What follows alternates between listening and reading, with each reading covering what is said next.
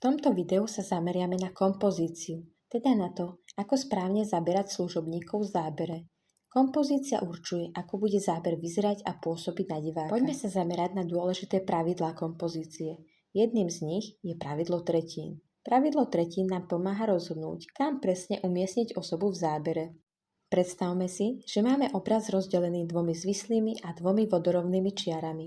Pri kamere, ktorá sníma spredu, osobu umiestňujeme do stredu záberu. Pri kamerách, ktoré snímajú z boku, osobu umiestňujeme na priesečníky týchto čiar. Zároveň platí pravidlo, že nechávame viac priestoru v smere, kam sa osoba pozerá. Ak pri bočnom zábere ponecháme osobu v strede, vzniká zbytočne veľa priestoru za ňou a málo priestoru v smere pohľadu.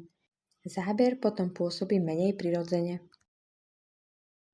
Ak pri takomto zábere necháme menej priestoru v smere pohľadu než za chrbtom, záber môže pôsobiť stiesnene a nepokojne. Divák môže mať pocit, ako by bola osoba natlačená na okraj záberu. Správny bočný záber s dodržaním pravidla tretín pôsobí prirodzenejšie, vyváženejšie a pre diváka je príjemnejší na sledovanie.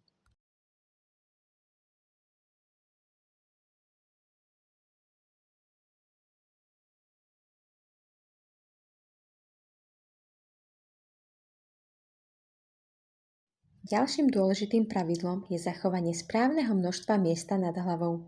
Vo všeobecnosti platí, že oči osoby by sa mali nachádzať približne v hornej tretine obrazu. Je dôležité vyhnúť sa dvom extrémom.